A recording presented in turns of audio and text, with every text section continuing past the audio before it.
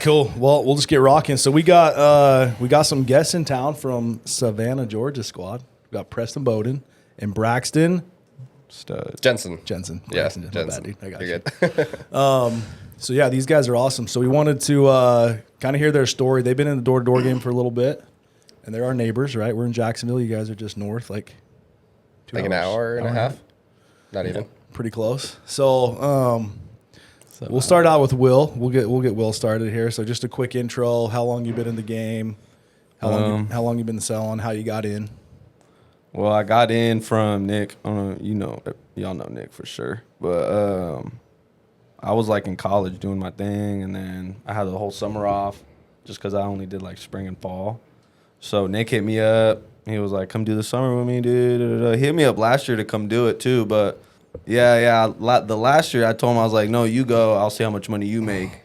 And then he came back. He made like 60, 70 racks or a whole bunch ever he made.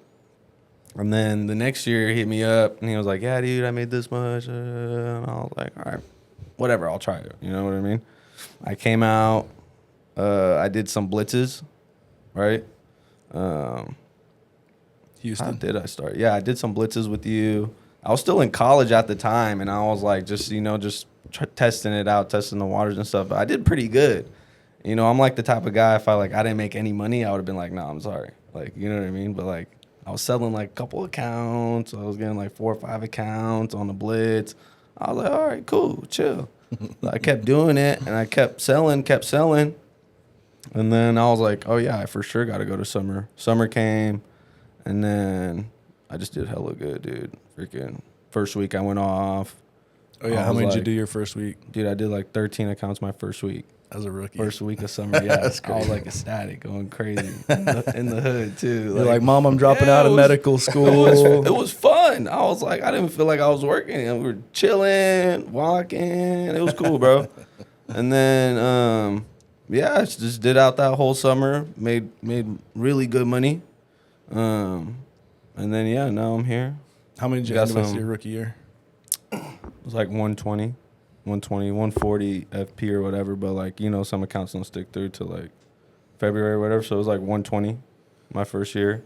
And then, bro, that was dope. I got a good little back end. You feel me? Like, it was great, bro. What did you buy? You buy anything? I bought a Tesla. I bought a Tesla. Straight up. Because what was your game plan before this? What were you doing? I was doing nursing. I was literally, dude. I had gotten my like freaking science of nursing, taking like micro, physio, all that dumb shit, dude. I hated it so much. But I was like, I had to do it, you know what I mean? Like, and I knew like deep down, I was like, bro, I'm not gonna like this shit, dude. Like, I like the money, but like, bro, like you hear all the stories and stuff, they're like, bro, if you're in it for the money, dude, like, bro, you're gonna hate your life, dog. Yeah, you gotta like what you do. So I'm like, deep down, I'm like, which we all love knocking doors. You know, like, it's not bad, man. It really is. Drink a little Red Bull, you know. Drink a little Red Bull, you go out there, then people are cool, bro. You just gotta find the cool people. You know, just don't waste your time with the, bums and stuff, and then you're chilling, bro. You have a good time, But yeah, started recruiting some guys now too. I got one of my Syrian guys, my Aideen. He's smacking it up. He kind of reminds me of me last year a little bit. Yeah, he's hungry. Dude, he's out there he's hustling. a dog, bro.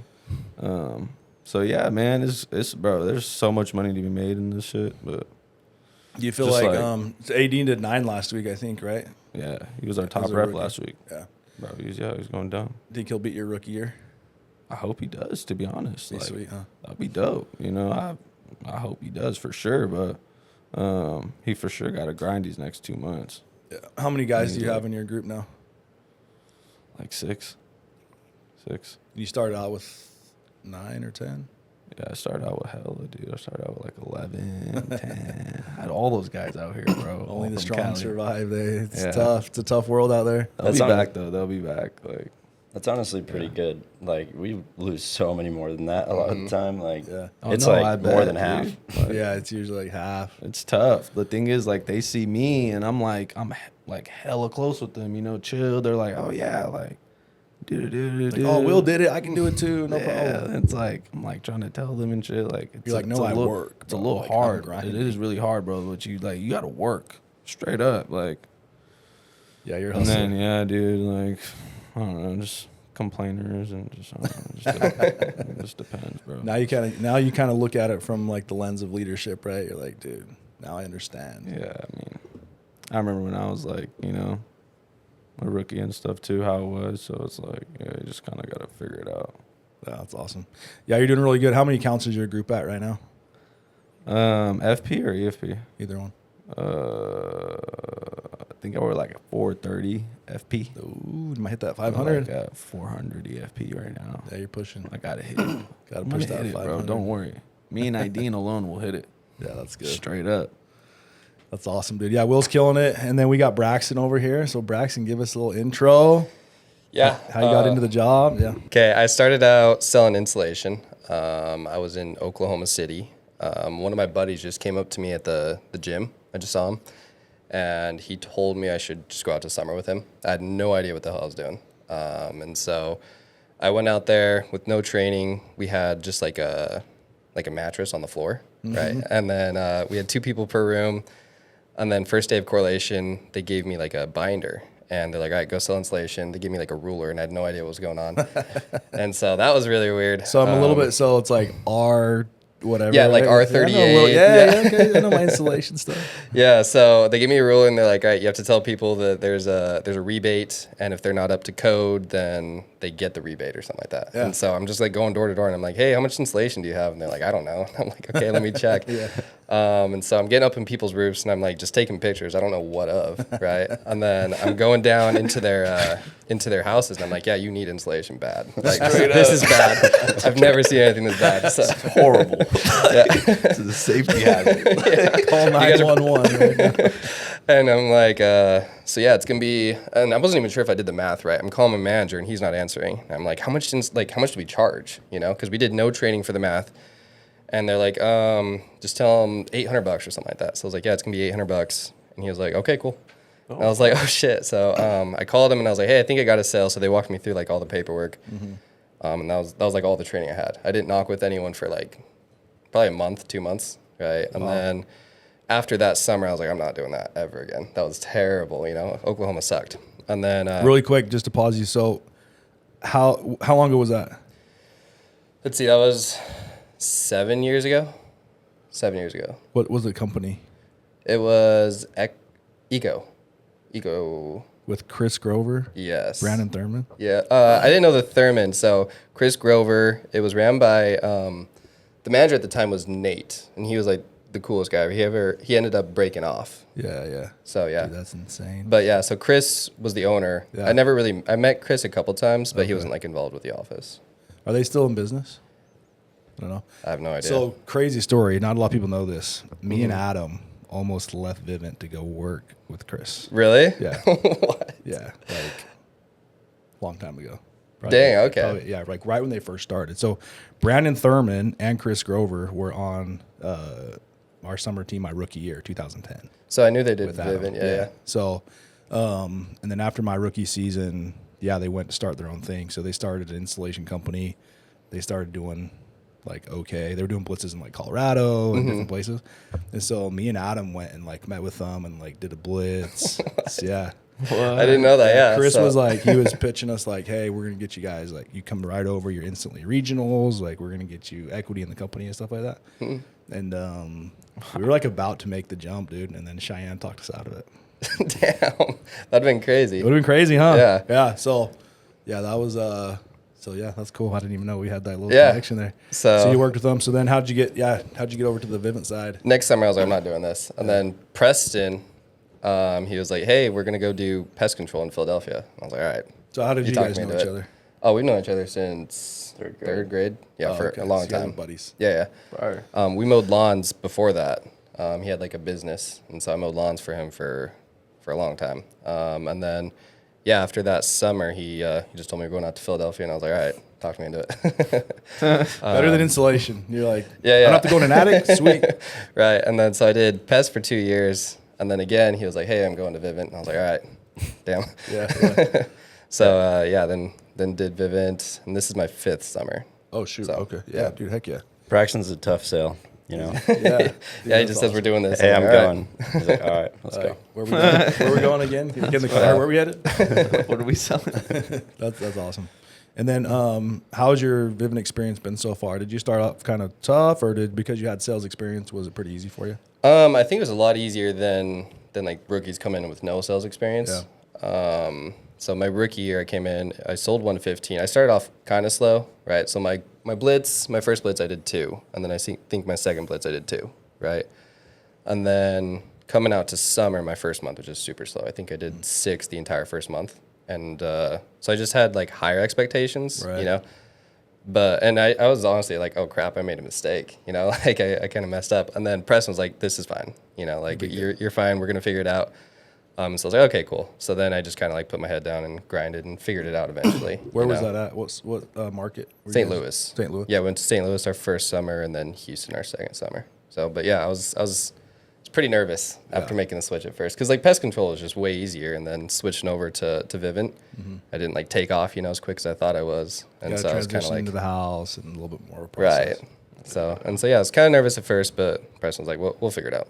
So Now you're here. Yeah. 5 Yep. years later, killing it. 5 years later, Fire. so Yeah, I remember then you had like a 8-week randomly, right? yeah, just out of nowhere. Rookie season. Yeah. So that like So- reignited you. You're like top Yeah. of the world. Yeah. Yeah, I was like, oh, this is easy. I'm I doing this figured till it I out. die. Yeah. That's awesome. It's So- crazy how like the roller coaster of emotions for a lot of guys. It's like they have a good week and they love the job, and then they bail for the week. Like, I'm quitting. I'm out of here. Dude. Just Yeah. get me out of here. Yeah. I still do that. I'm Yeah, like, this is impossible to sell. So That's awesome. And then what's been your best year so far, sales wise? 125, my sophomore year. Yeah. Dude, you all been there. So yeah. Heck yeah, dude. And then love it, dude. Well, welcome. Thanks. Welcome Appreciate it. to the pod. Preston, give us a little intro, man. Preston's been here for a little bit. Yep. This is my 5th year. Is that right? Yeah. Okay, 5th year here. I did pest control for 2 years, and before that ran a lawn care company. So I had like 6 or 7 years. I ended up selling that company, and just kind of wanting to move on because I was capped on my income. So that's kind of where I came from. I was running that. I actually made like good money. Like we were doing $100,000 worth of lawns in a summer with Really? like 3 Fire. people. How did you So- get that started? Where did that like come from? So that was I was like 15, 16, had a truck. I was like, Dad, call Grandma. I got to have a job this summer, you know. So mowing her lawn, started mowing her friends, like referrals. I did a newspaper ad back then, so all these old people would call me. Yeah, you know? dude. And then And they'll pay. They're like, yeah, whatever you need, honey. Yep, it was awesome. So, and then as long as you take care of them, they love you. And if you're nice to them and you're good customer service, all that. And then it's like reliability. Like young people are not reliable, and I'll be there every week, so they could count on it. So I actually Hustler. took over some other people's lawns who were my age. Like one guy actually, It's like, he had me Bro. cut. My lawn. turf wars. Yeah. Literally, this kid had me cover his lawns while he was out of town one week, and they never went back to him. Like, He's like, damn it. Dude, don't go on vacation, bro. Like, ruin your whole The day. edge is like me, bro. that's what it was. Yeah, I didn't mean to do that, but either way, then it kind of just grew a lot, and then Facebook as well. Like a huge ad like popped off. Everybody's calling me. I was getting to where I was like, that's where I learned sales. I was like, damn, the more that I don't need them because my route's full, the more they want it, Yeah. and like the more I charge, the more they want it. And I'm like, booked God. out, bro. I'm like, I can't. It's $50 a week now for the smallest lawn, and they're like, all right. I'm like, how the what?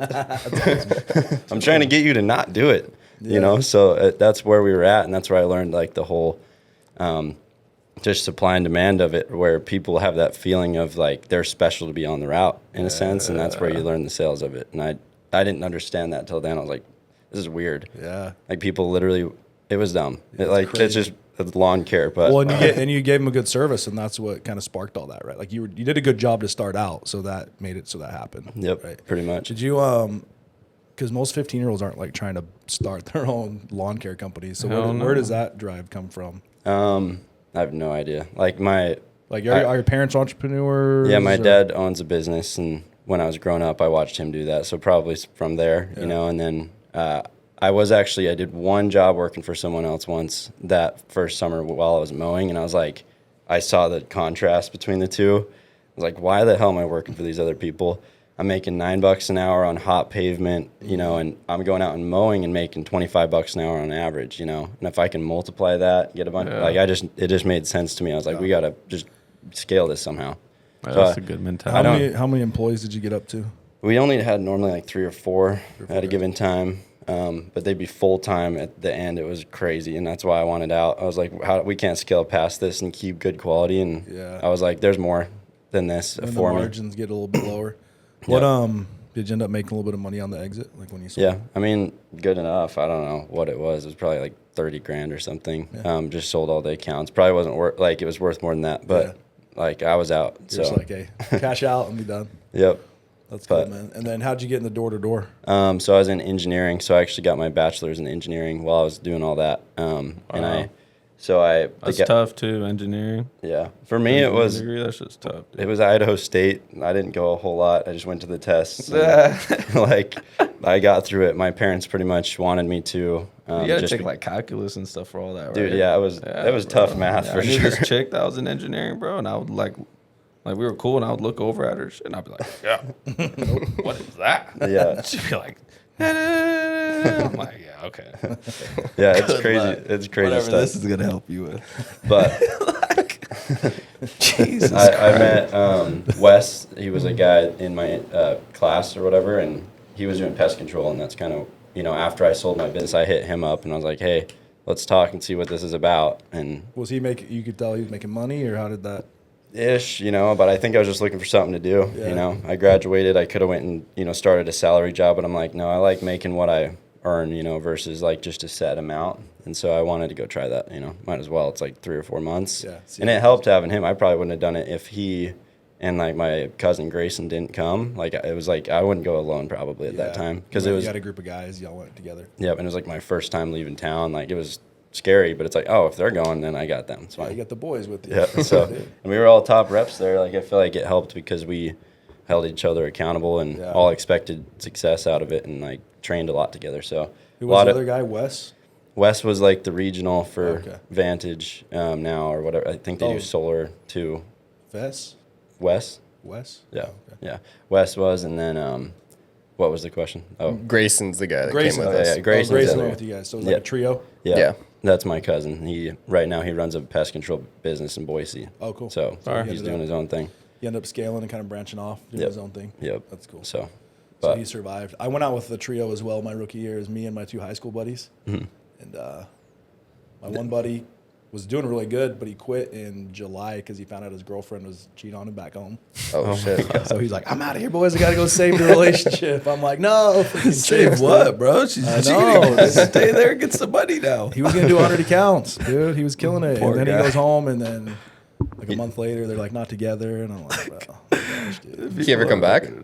No, he actually, because we did phone sales before that, so he ended up going back and doing phone sales for, I think it was Pinnacle or Pinnacle back then, and then now he runs the NIS call center for Sunrun. Oh, dope. Yeah, so NIS he does well. It panned out for him. And then the other buddy, he didn't do that good. He ended up quitting. for what? What was that one? I think he ended up doing like 50 accounts, but it was he was just kind of just not as social, a little bit softer spoken, so it was hard. What for is the really- trio?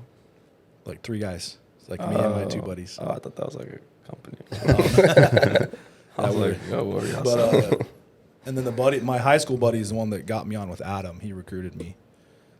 He went out with Adam for 2 summers, and he did okay. I was selling on phones at Vivint. I did phone sales for Vivint for 2 years. In Utah? 4 door to door, yeah. Fire. You would like pull up to Provo?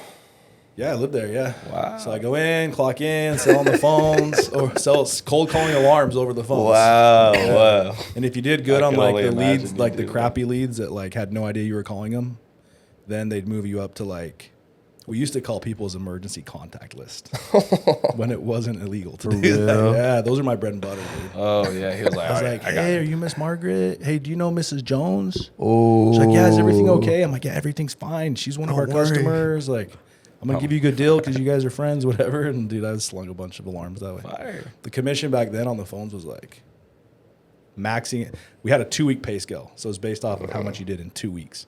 And if you did 13 in 2 weeks, you like maxed out the pay scale like $300 a deal.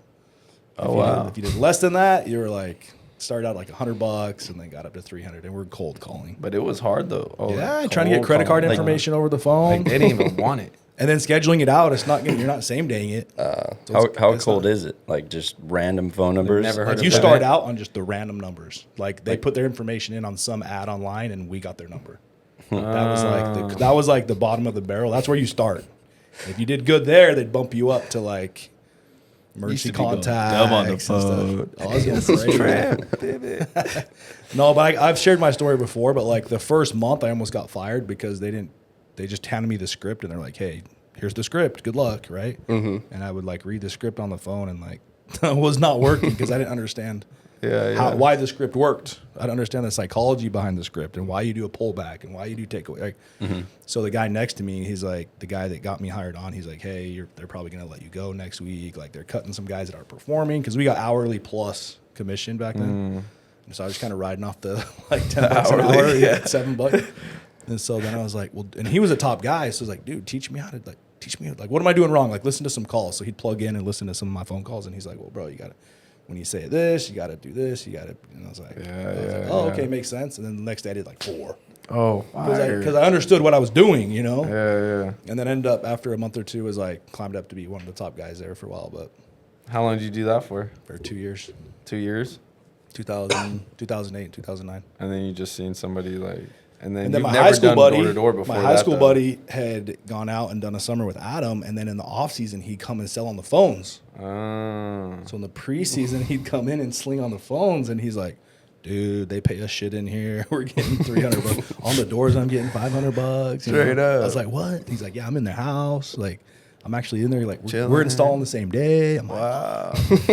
like, "Get me out of this. How do we do that?" And so I started interviewing with a couple guys. I met with Adam. I met with Troy Gokritz and like Bodie Gardner and all those guys. But Fire. ended up going with Adam because they were going to Virginia Beach. It like sounded cool.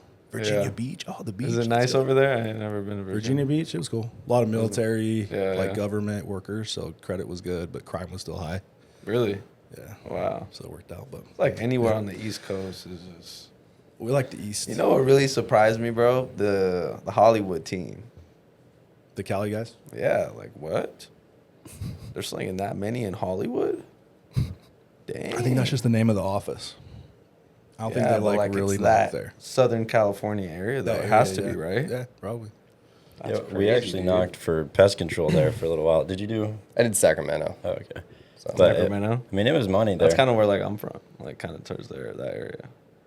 But yeah. Yeah, we've done blitzes in Cali. I've just never done good in Cali on blitzes. Really? Do you guys blitz Cali at all? Or anything? Yeah, like We used to Victorville, Bakersfield. Bakersfield. Bakersfield. has Hella a bunch of crime, good- bro. There's hella crime. It's just like it's so expensive over there. Like people don't have freaking money to like add an extra bill all the time. You know what I mean? They're like, especially they got kids and stuff. Or yeah, bro. Or their rent's already $4,000. So they're like, oh, it's another $85. Not even, maybe, I don't know. I don't know, bro. But like, no, you'll find some rich people down there though, bro. Like at this point in time, like, But everyone's leaving. bro, if you don't have money, you're not living in California. Yeah, yeah. Like they're literally already gone. They're not surviving. They're in Texas. Yeah, they left Arizona, Nevada. Anywhere's cheaper. Anywhere.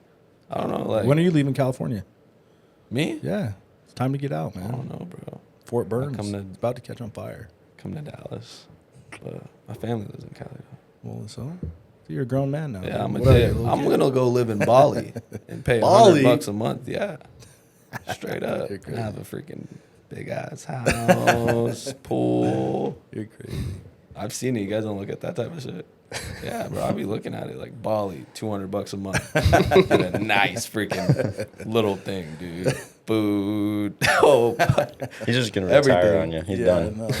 no. Bro, you still got to make money. Though. retired. I know you did 100 accounts, but it ain't gonna last that long, man. We're just in the off season, just freaking live in Bali, come back out. I've had a guy. He's sitting out there right now. He moves to Mexico every single year, or he did until I talked him out of it. Last year he was gonna stay in Costa Rica. I'm like, dude, come home with me. You're a bum right now. We got to get to work. Yeah, I wouldn't live in Costa Rica. Like, no, I couldn't do that. But he literally like grew out his hair. Like, we'll show you pictures. He's literally he looked like a bum when he got back. It's a I'm cool like, let's shave you experience, up. bro. Let's get Like, you knocking again. that'd be cool as hell to just live out there for like. It's Cool to travel, yeah. Travel Yeah, while you're bro. young. 6 months. Like, you lived in what? I lived in Peru for Peru, right? Yeah, bro. for my mission. Yeah, How was that? it was crazy. A lot of, I mean, there's no police out there like third world countries. If you've been, but yeah, it's tough. There's no police, so anything can happen at any time. Like I saw people get robbed a bunch. Like be walking back to our What were apartment you at the end of the doing? night, walking home, and then all of a sudden you look down an alleyway on the way home. Yeah. And you see these two dudes like choking out this guy. Like one guy they had this whole thing. They'd get up behind a guy, and one guy would get around his neck behind him and lift him up. So the guy's like off his feet like this, and he's like until he passes out, and then they take stuff out of his pocket, and then I would watch this. They lay him on the ground, and they just smack him in the face really hard, and they run off. How'd you doing missionary over there? Dude, I was just like, please, boy, like protect please, me. God. I'm doing your work. Please protect You had me. your little like white thing on. But you didn't. But yeah, they didn't mess with us because we like had shirt and tie on. Like they knew we were missionaries, and they're like, if you rob from someone that they know is like someone from a church, bro, come like, on, dog. Like, they at least had some morals, sicko, like Yeah. psycho, dude. That's But it was insane. crazy. Yeah, we saw some crazy stuff out there. Like you know how you have homeless people out here? Yeah. They're all homeless. No, I'm just kidding. Out there is like the homeless people are like, it's like a lady. I saw this lady. She had no leg. She had one leg completely gone. Another leg was like gone from the knee down. Oh wow. Had like one arm. She butt naked on a skateboard, like pushing herself down the In street. Peru, Yeah. fucking was like- living the life. But it was like you saw stuff like that, and it's like in the streets. Like, Wow. you're just like, oh my gosh, where am I? That's crazy, bro. And there's Like, not like a garbage system, so people's garbage bags are like Yeah, out on yeah. the corner.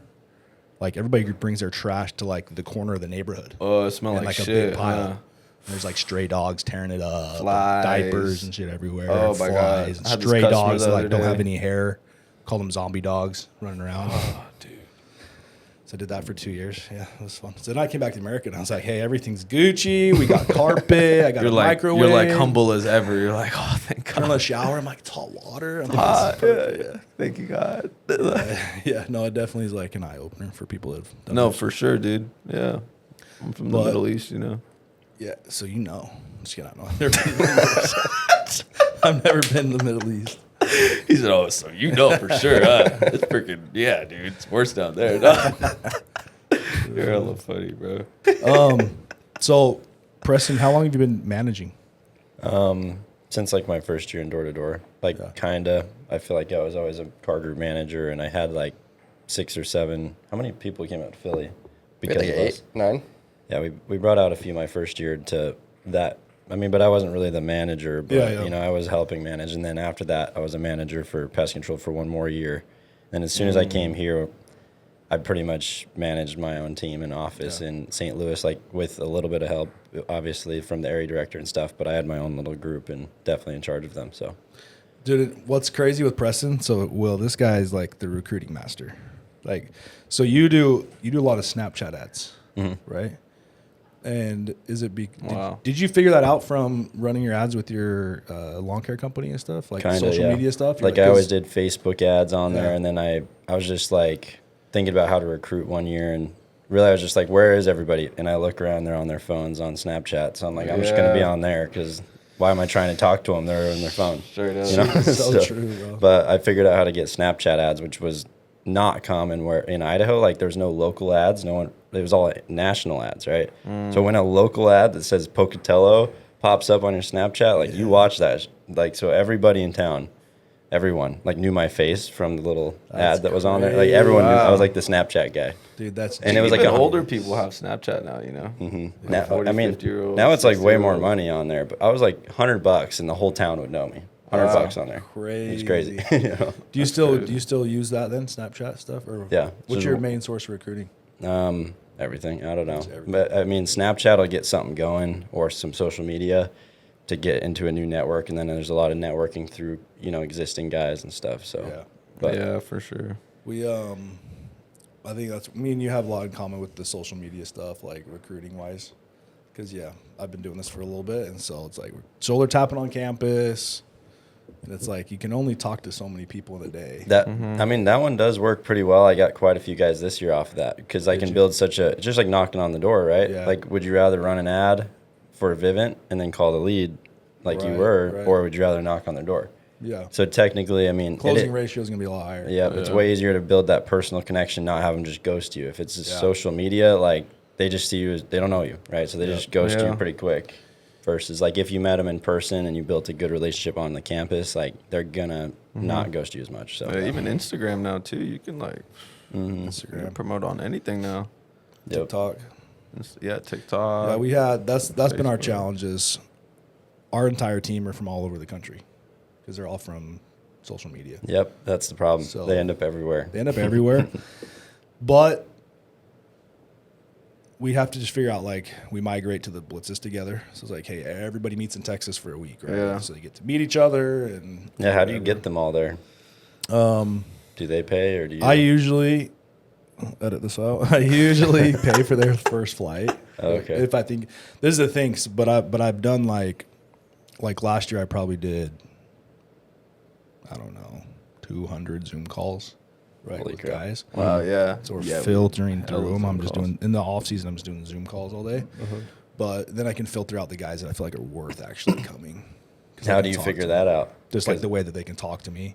Dude, I can't figure it out. I know, and you'll never get it right. Like it's never right. You'll I never like- get it tell right. kind of right away if somebody can even just like have a conversation. Or You not, kind of right? can, Like, but some guys surprise you, right? But We've got tons of guys who've Yeah. surprised us this year on we thought ones would be good, but they made up an excuse go home. Yeah. And then we had thought ones are like socially awkward and weird, and they're still kicking and they're still slinging. selling. Yeah, like, yeah, it's yeah. so like, hard how are to- you? Yeah, it's so That's hard to kinda tell. weird. Because it comes down to like their work ethic and their desire to get it right. Yeah. And everything else comes second to that. And so you might find a guy that's an athlete, he's like stud, Yeah. like smooth criminal, and he comes out and he's like, Yep. And They- usually at the my start, they're grandma shy, died. I too. have to go to the funeral. Family emergency. We always make fun of the Yeah, there's a bunch. fake family emergency. Yeah, we were trying to figure out like what exactly that is. Like for me, I won't spend too much money on a guy to get him out there because it's just like I don't know who to waste the money on. You know, Yeah. like it's even guys from other Spirit, companies. one way. I'll do it every once in a while, but they gotta really like be proven that they're working hard on the training and stuff. Or I'm not. You know, Yeah. that's kind of what we've gotten to. Yeah. We used to pay for way too much crap, and my Yeah. my backends were way too Terrible. negative. Yeah. So Negative. Yeah, you got to be careful with your Yeah. margins. yeah, you don't have to worry about that. That's just more of like It was like, negative. you can go negative, really negative. If you're like buying I'll all show your you. dudes' flights and stuff, and you're like, oh, just put it on my back end, like it adds up. Yeah, don't do that. Fuck outta You here. Will doesn't Get the Amtrak, brother. Yeah, Straight but up. I heard the train goes all across. No, hop on a bus. We'll see you in 7 days, right? $3. yeah, right out with me. All my guys are from my hometown, so it's easy. Yeah, That you way got all easier. your guys. They're buddies that you know from home. Yeah, yeah. And you had a I've good done rookie in- season, so that had an impact on them. So you kind of paved for the path, sure, and how yeah. you were the proven result of it. So now they're more likely to look into Yeah. it. Like if I didn't do good my rookie season, I probably wouldn't even have had any guys. Be tough, yeah. Yeah. Then you got the Tesla, Yeah, that's like a big ass recruiting and tool. you got the new grill. Yeah, I got the teeth done. You The see new me? teeth.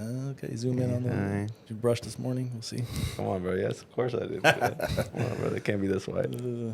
That's cool. So Yeah, with so that's cool. I love the Snapchat stuff. We do a lot of TikTok and Instagram. I recruited an influencer so I could use his network to recruit, right? So that was so that's helped my group a little bit over the last couple of years, but Yeah, you're blowing up, Trent. yeah, we're doing okay. Could be doing better. Crazy, bro. Could be doing better. Crazy stories. Let's get into that. He's like, oh shit. What's the crazy? So I- Braxton, what's the craziest customer experience you've ever had? I've just had people coming out swinging before. Oh, you like have, yeah. really? So Trying to I hit you? go and I go out and I knock on a door, and this old guy comes out, and I ended up getting a ticket for it in Houston, and he comes out damn. and just like out of nowhere, I was like, hey, what's up? And then just like shoves me, and I like kind of, and he's old, so it wasn't like I didn't go like flying or anything. But I kind of like take a few steps back, and I was like, what? Like I was confused. And then he picks up some rocks and just starts like chucking at him. Or chucking them at me. And while I was there, he had people like mowing his lawn, right? So there's this little kid behind me, and he's like throwing rocks. And I'm like looking back like, what is going on? Yeah. And I was just like, what the hell's going on? So the neighbors, like, little kid runs away. And then I like go across the street, and the neighbors call the police. And the police show up, and they're like talking to us, and then I get a ticket. Of course, right? of course. Yeah. So I got a ticket. I'm not allowed to go anywhere near that house, which it's not like I wanted to, Oh my God. And so yeah, that's probably the craziest thing that's happened That's to me. crazy. So That's crazy. did he hit you with any of the rocks? Or you like, no, no, it was just like he throws it and like goes like straight to the right. His timing wasn't very good. Like, I was just more confused than anything. So like, what is happening right now? That's crazy. Yeah, Houston is wild. yeah, and then I called Preston. I was like, I don't know what happened. Like I just got a ticket. I got picked And up so- in Houston my fucking rookie year on a blitz and just took to the station. Oh, by the The police. police station? Yeah. For like nothing. They just like drop you off at the station. Yeah. They didn't even book you. Yeah, they just took me to the They're station. just like, here, sit on these steps Yeah. and tell your manager. And I was like a rookie too, so I was like, bro, for what? Like, what are you talking about? I'm dog? out here working. Why am I in a working company? job? Like my customer's right there, and I was a rookie too. I was slanging, but I was like, but yeah, bro, I was just like, yo, this is ridiculous. But I guess that's just Texas. That's just how they are. I don't know. No. But no, there's like cool parts of Texas though. Like Dallas was cool to knock. You know, what's your guys' favorite market you guys ever knock? I like Savannah. I like Savannah, a lot. Yeah. Like this year, Savannah. Yeah. Fire. So, because I've sold in Houston twice, and the first year was fire, but last year was just like super. What part it was of knocked a lot. It was East Houston, so we were knocking get like from killed by Spring solar, bro. all the way through Bay- Galveston. No, not quite Galveston.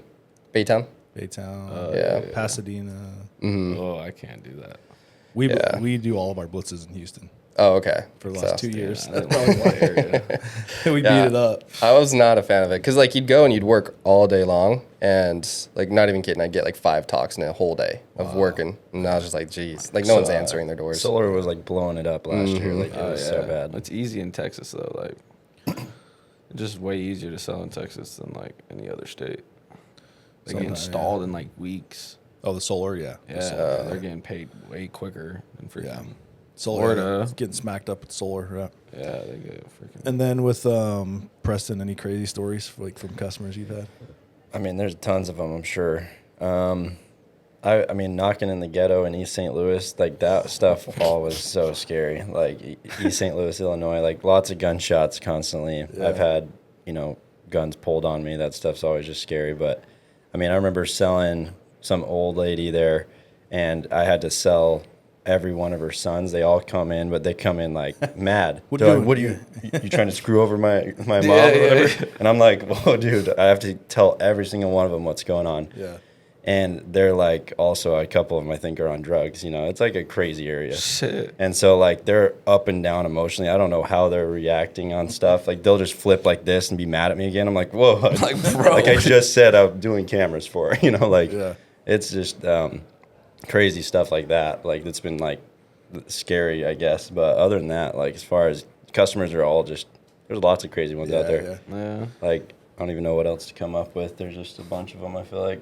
I sold a nudist couple once.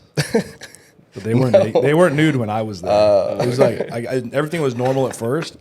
And so I'm doing like my walk. I get in, I'm doing my walkthrough. It's like an old retired couple, right? Yeah. And I'm like, where's your back door at? And they're like, oh, it's back around there, like the laundry room area, and then there's a back door. I was like, okay, I'm gonna go take a look at it. And they just like stayed in the living room. And so I went back there. I'm in the laundry room. I look at the back door. I'm like waiting for them to come back. They never came back. And I like look at the wall, and all of a sudden, in my periffs, I see some like skin. I look over, and there's a picture of like a naked dude, like family photo. And then I look around, and the whole laundry room is just naked people. yo, like family pictures on the beach, all ages, naked.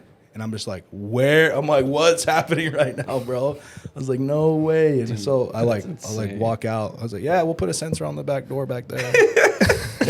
And then I'm like, let's write up this quote. So I sit down on the couch and I'm like, all right, I got to ask, like, what's going on back there? Like, oh yeah, we're new to this. And then we just talk about it. I was curious. I was like, how'd you get into it? Why do you do it? What did they say?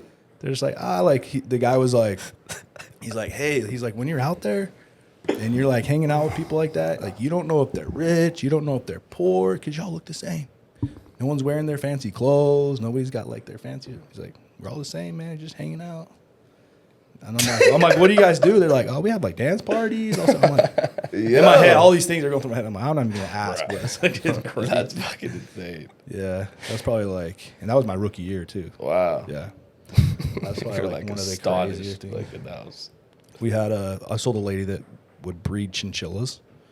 So I walk in the house and I was like almost passed out because it was just like the smell of piss. And in her living room, it was like cages stacked to the wall, like 10 by 10 cages on top of each other. And they're just all these freaking furry balls in there. And they're chinchillas. There's like 80 of them. And they were just like pissing and shitting on each other, like through the cages down to the bottom. The bottom ones had The bottom ones were caked, bro. And you could, like, my eyes were burning, and I was like, and she had 2 little daughters. Your eyes were burning? Yeah, I couldn't even see in there because the ammonia was like burning my eyes. Like, hey, let's just go outside. I couldn't even sell her, dude. I was like, and she had 2 daughters in there. I was like, this is not healthy at all. Like I've had a couple. I probably could have got her in like trouble. that, bro. She's like a single mom, and that's how she made her money. It was pretty nasty. Freaking slinging chinchillas to the Have you been in any like super nasty houses, like hoarders? Oh my god. Nasty. Yeah. You always have a couple of customers. You just walk in and you're like, "Hey, actually, we can do this outside." Yeah. Matter of fact, You're like, you know what? You're Let's go back compatible. outside. You're compatible, really good. We gotta go check the front though, real quick. Come on, bro. Oh my god, dude. Some people are like, "Oh fuck, Nasty. how are you guys living in here?" It's crazy, bro. I was in a There's small town, Jacksonville, too, yeah. South Carolina, like a trailer park. And this retired lady was in there, old grandma. She's probably like 90. Doesn't have any family, and she had cats. And the cats had obviously like bred. There's more cats, and she couldn't take care of them. So the cats had taken over the house. So there's a poor old lady in there, and there's just cat shit, cat piss everywhere. Food, like cat food all over the counters. And there's just 30 cats. And this lady, I'm like, Imagine you walk in there like growling I at felt her. bad. Fucking- I actually ended up like going to a neighbor. I'm like, hey, do you know her? Someone should probably go check on her. She's probably not gonna be around for much longer. For sure. Cats are gonna eat her. Like, Oh my god. yeah, it was wild. That's insane, dude. I could. Those are probably like my 2 most crazy customers. Yeah, it's just. I mean, I've had a bunch of crazy customers, but like, can't really remember like all of them. Like it's just. It's so, like Groundhog Day out there. It's the same day over and over. It's just normal. Yeah. It's like wake up. It's like robots. Any crazy like manager stories with reps? Well, lots of them. Yeah. How is it the reps that it's like the crazy stuff's like with the reps? Right? Oh yeah, like they're insane. Honestly, like we've had allegedly a kid shit in the pool at one of our. At the apartment? Yeah. Oh apartment. my gosh. We've had TVs thrown. Boy, Have you done that? You've shit in a pool. No. You would do that. We've had TVs thrown off of balconies into the pool. Like we've had fire extinguishers like blown off. We've had people fighting. TVs thrown where? We got jumped by homeless dudes. We got jumped by homeless people. Not even kidding. Yeah, there's like a pack of them. Yeah, we were downtown Houston. Yeah, they come out for real. Like we're like chasing this one guy who stole his phone. He stole my. I'm sitting there. We went out to the clubs, right? And so I was throwing up, and I got my phone in my hand, and I'm like throwing up over my car door because I'm in the passenger side. And then he just comes by and just takes my phone, and I was like kind of confused, and I was like, "What the hell?" Like, so I was like, "Yo, give me back my phone." He just takes off. So me and one of my buddies, we start chasing him, right? Dude, And we got everyone in my car. We got like 8 people in my car. Some people in the trunk all got in, drove after him, pulled up on him and the guy, and we all get out, and the guy just bolts. And there's like probably 10, 15 combined people chasing this guy. And then from like, I swear the left, like I don't know how they knew that we were coming. He's like, but boys, I'm almost there. Get ready. They like come like out of the they're sides, all like throwing punches and crap. And it was like a bunch of bums. Like, it was weird. What the hell? That's a pretty weird one. What else we got? We got lots of crazy ones with wraps. Like, wraps. I know. I think I remember your group's been a little more on the wild side. but they used to be. They're not as bad Yeah, now. you've kind of chilled. Yeah. It keeps it fun, but yeah, there's like a certain level you gotta like. You don't want to get kicked out of your apartment complex. That's always my. I don't know biggest how fear. we haven't. Like that one gave us like the third strike like 8 times at least. So we made it through it. We always found a way You to always find a way. that would absolutely suck. But yeah. if they like kick you out of your apartments. That was not ideal for sure, but that was our second year. That was a long time ago, 3 years. So. We've grown. this We've year, changed. though, right? No, I've like been pretty on top of it. Like I threaten you guys with I your for sure have lives. gotten complaints this year. I feel like. Yeah, just We- for smells, certain smells coming Oh, from your really? apartment. Oh shoot! No way. When my girl was over here, bro. Dude. You tell your girl to chill out. Yeah. You think I didn't fucking do that? Shit. Oh, Dude, we we've have- got to I'm have. like wondering. I'm like, bro. I'm Ang- like, you got to tell him about Angus. Which time? He's just I don't know. He's just our most interesting guy we've ever had. I think Shout out Angus if you're watching this. What's up, Angus? Where's Angus right now? He Boy actually shake. he got terminated unfortunately 2 years This year? ago. 2 years ago? Yeah. 2 years ago. Yep. But what? R.I.P. Add him to the R.I.P. list. yeah, but he was always an interesting. He's got a lot of good stories, but I don't even know which ones we're allowed to tell. But we love him to death. Yeah. Well, who else? We just got some interesting stories. Braxton, you got a nail off the. No, Yeah, you do. not that I can tell on the camera. You wouldn't even want to know. some of the stuff. I've got one that's probably right out. It's pretty crazy, but I'm gonna like give you the watered down version. This was in Savannah. I find this. I don't know how I found this guy. Oh no, Vivint called me. And they're like, "Hey, there's this guy that lives in Savannah that wants to work for Vivint, and he lives there. He's like, do you want like he wants to be a sales rep?" I'm like, yeah, cool. Give me his phone number. So I call him up, and it's this old 60-year-old dude. His name's Mark Carson. Okay. And I guess he'd run his own Brinks dealership or something like that. So he'd been in the alarm space for probably 20 years. Ended up losing the company because his wife divorced, took some crazy stuff like that. So ended up going bankrupt. When I found him, he's living out of a hotel with a suitcase. And luckily I had like some extra space in the apartments from guys that had quit or whatever. So he's like, doesn't quite fit in with the culture, but he reminded me of like a mob boss, like gangster mob boss, like silver hair, kind of bigger dude, like looked like he'd owned like a pizzeria or something, in the Bronx, like big Italian dude. Oh yeah. They're funny as fuck. But like super smooth, like he was Joey Diaz. But he knew his stuff about security, like alarms and stuff. I was like, oh, this guy's got some knowledge, so we'll bring him on. So he comes on, he works with me for like 2 months. He did okay, actually. I think he did like 30, 40 accounts. It's just cool to watch him because he's like old school. He's like, all right, Miss Jones, I'm going to waive all your application fees. And like, he was just cool. Yeah, so. Dude, that's hilarious. But he had like a wild past. He had managed a strip club called Milk and Cookies back in the day. That's a fire name. He just had like drug issues in the past. This guy was just an old dog, right? Yeah. But he got to know like a lot of the team and got really close with a lot of the guys. And so when summer was over, I had my rental car and I was like, hey, Mark, can you take the rental car, drop us off at the airport, and then return the rental car for me?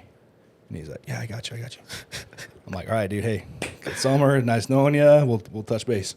Fly home. 2 weeks go by, and I'm like, I haven't got my email from Enterprise like saying that my car was returned yet. So I'm like, I got to check on that. So I call in, and they're like, oh, like, yeah, it hasn't been dropped off.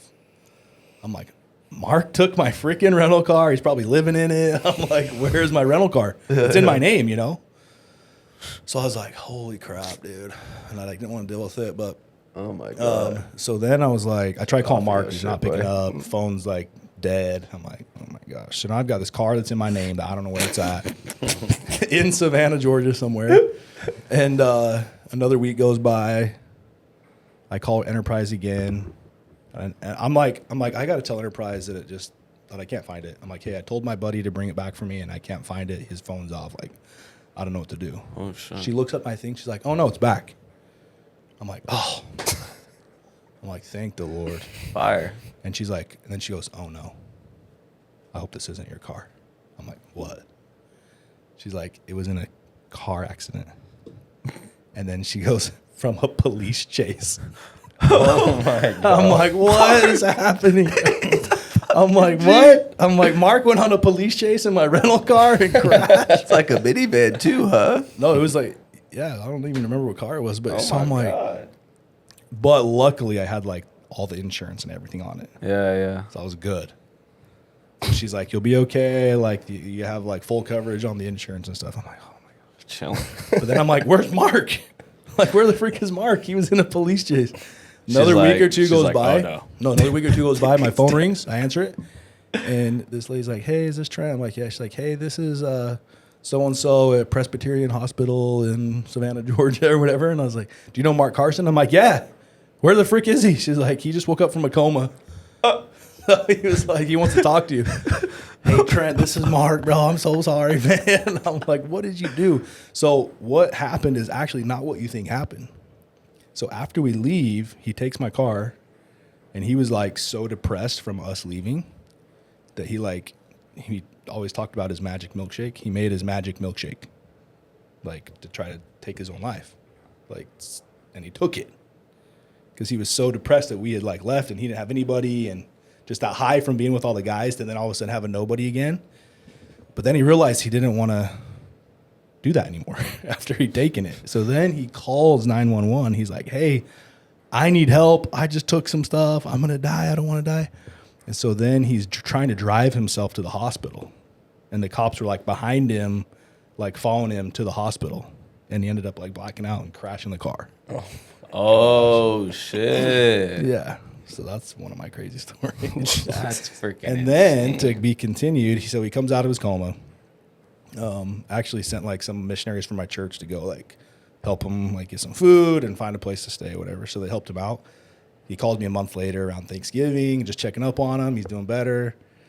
He said while he was in the hospital, they found like some blood clots and stuff that he had because he was not healthy, dude. He was eating Burger King and all sorts of stuff. So he was not a healthy old dude.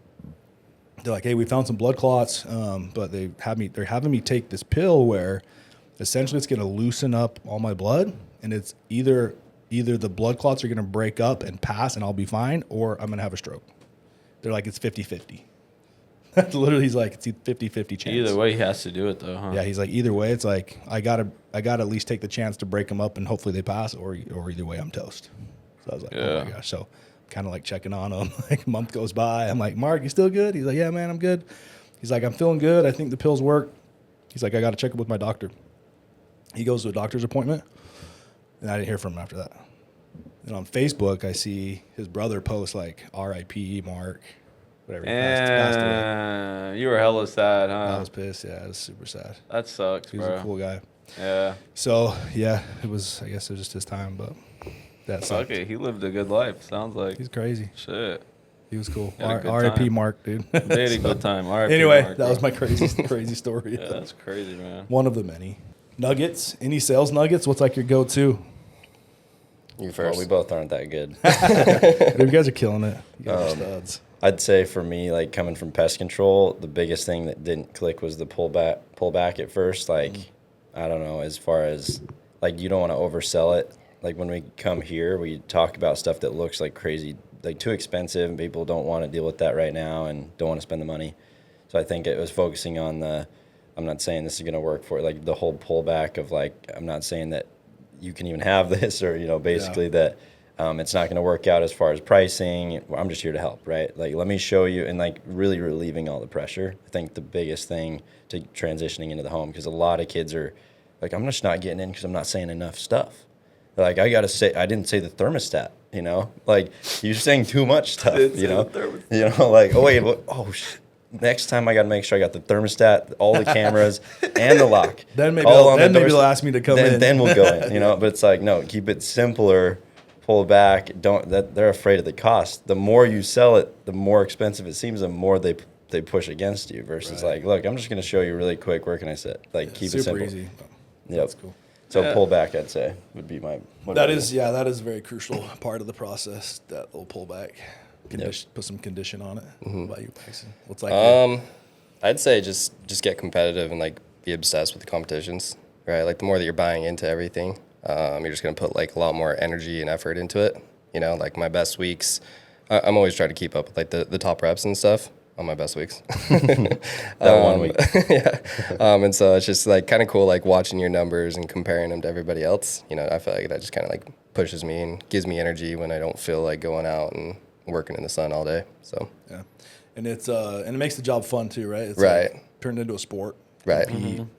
It feels less like a job, right? Yeah, Like, yeah. this is fun. We're competing. We're talking shit. You know, it's fun. It doesn't even feel like a job, yeah. Yeah. Last year during the Cup, we it didn't feel like work. We were loving it. Like the other teams in August, We they were were like fucking tanking, grinding. right? And we were just like so much energy. The guys loved it. Like Last year was now I see dope. why Trevor Frank like pushes the Cups so Right. hard because Once you're out, people are borderline depressed. They're like, I'm done. like Saturday we had our worst day ever. pointless. Yeah, bro. Everybody's acting like a Half bunch the- of fucking. You went and smacked it up. Yeah, I don't give a fuck. I'm gonna go. I'm making doing your this for money. You're doing it for the money. What am I getting? A couple T-shirts. Thank you. Appreciate it. I'll go buy some freaking.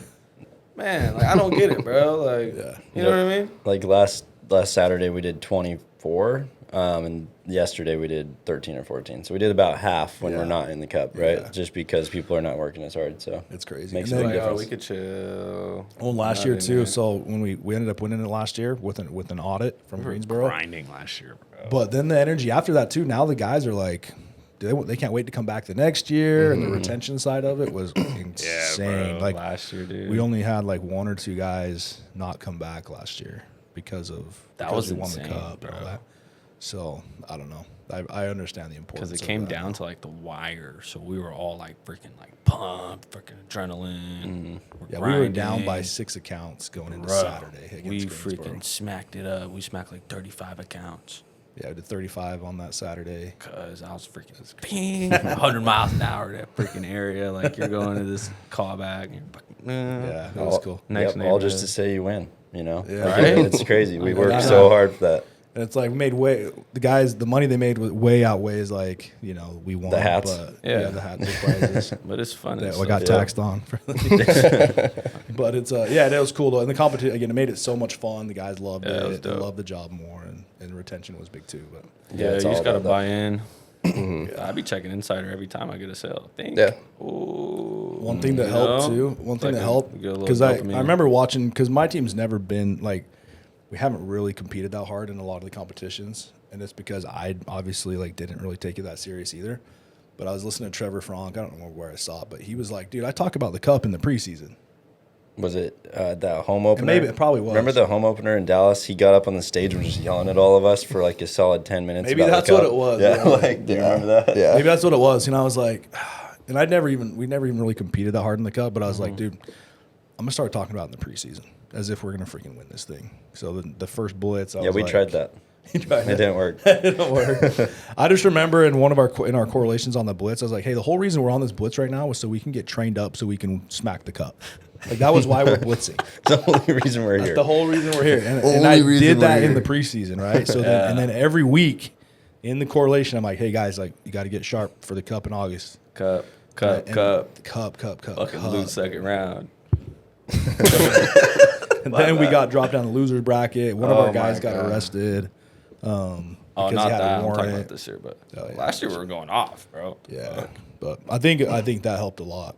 We were Is stacked last the year. fact that we did that. We talked about it early. So guys, that's all. So then all of a sudden, if you've been talking about something for 6 months to a year, and all of a sudden that moment's here, guys are like, "Well, I gotta go." So Yeah. Yeah, and then they go out and shit the bed. I know. Just kidding. That was they it was should've. it was so dope, bro. That whole experience. Yeah.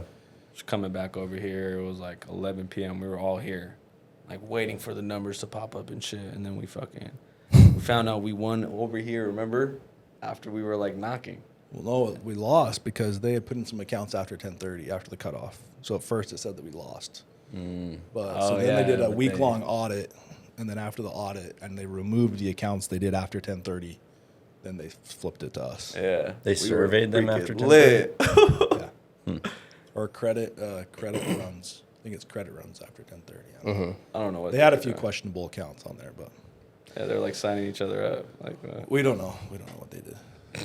We love Greensboro. whatever, you can edit that out. I don't know. Yeah, that no, it was cool though. But no, competing's huge. I think getting competition involved with sales is so key. Yeah, you gotta be obsessed with it, dude, or it's not fun. Yeah, if you're focused on the money, you'll slow down way earlier. Like the money. But the money's dope though. Like, Yeah. dude. I mean, it comes later though. But if you're focused more on like the comp, the money comes like double. You know. Yeah. So And you win. like And you have fun. Yeah. yeah. It's all good. in my head, I'm like, I need to make more money. More money. More money. Going Well, you're on. very, very money driven, which I love that. Yeah, dude, you have to be, dude. I love money. I don't even spend it.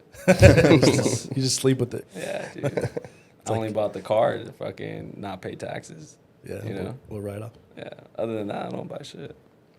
What do you feel like, Preston, this is more for you. What do you feel like are the best way to handle like any issues with reps?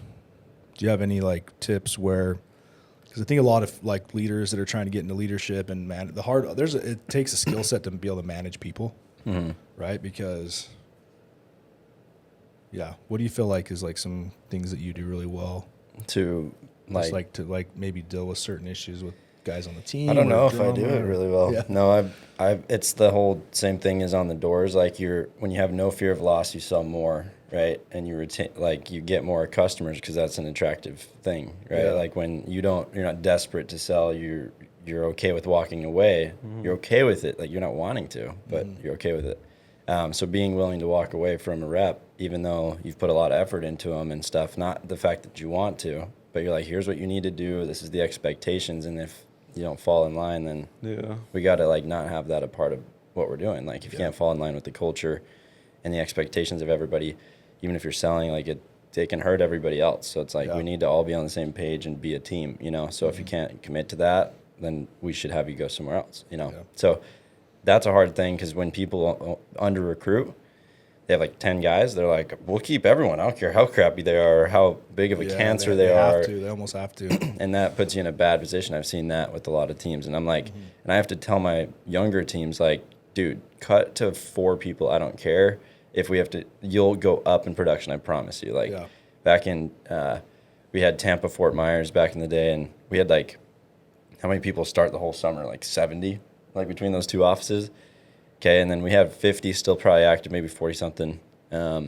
And we end up moving markets to Georgia, like leaving that behind. And we cut like all of them pretty much. Like we had 20 left out of the 40. And we went up in production by like 30%. Crazy. Like, and it's just because like the people were they were a waste of time. I mean, no offense, but No, you it's know, true. some of them just weren't there for the right reasons. And we cut to the people who were, and like you could cut down to, I mean, we've seen it this year too. Our numbers have stayed pretty steady, and we're only at like 20 people in our office. We started with 40 something, and we've only stayed either steady or went up. Like that's we've crazy. been doing great numbers. So our per rep average has gotten way better doing that.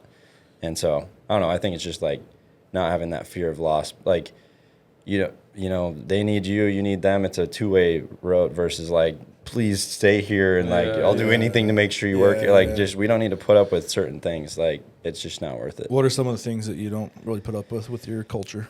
Negativity, like around everybody, like venting sideways, like not up. Like they can vent to me, but they don't need to be bringing that into the office, you know, every single day. And there's some people who can't control that very well. And I'm like, dude, you got to, or you got to leave because you're affecting people. And so that's a huge one.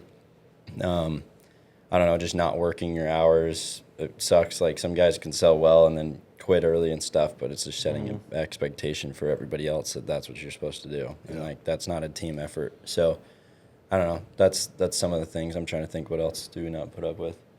I'm trying to think of issues that like, because offices probably have their kind of own different issues, but I wonder if there's a lot that are very common. Like in our office, sometimes we have issues where guys like knock outside their areas that they're assigned. Yeah. You ever I'm not good at micromanaging that. I don't know how to. I mean, I do It's know. hard. I I can mean- always tell if you guys are out of area.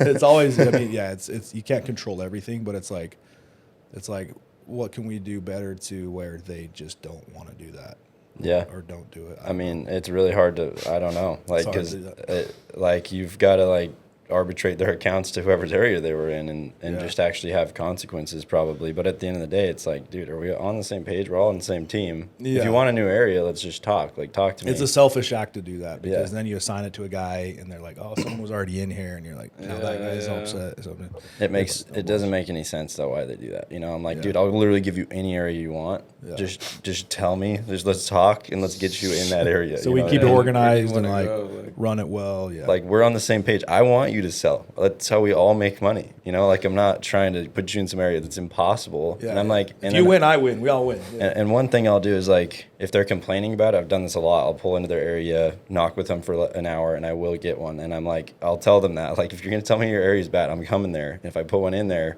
like, you owe me, like, or something, you know, like, basically. That's huge. Dude, at the Straight end of the up. day, like, Shut I up. know for a fact that all of them that I'm putting you in are doable. Like, Yeah. it's possible. You're like, to I'm make not it going to happen. put you in an area that I know you can't get deals in. Yeah, and realistically, like, we're knocking all of them anyways, so Yeah, get either over way. it. You know, I'm here too. You know, You're I'm going to have knocking the same areas that crowd. you love, and you're going to have areas you don't love.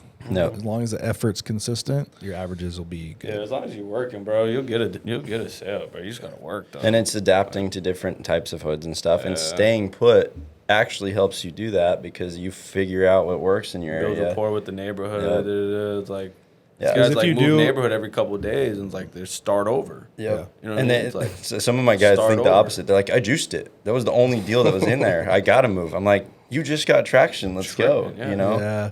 Like, I was That's how you get re-knocking huge yesterday. Weeks, though. That's how you get like 10 plus a week. You just like, Yep.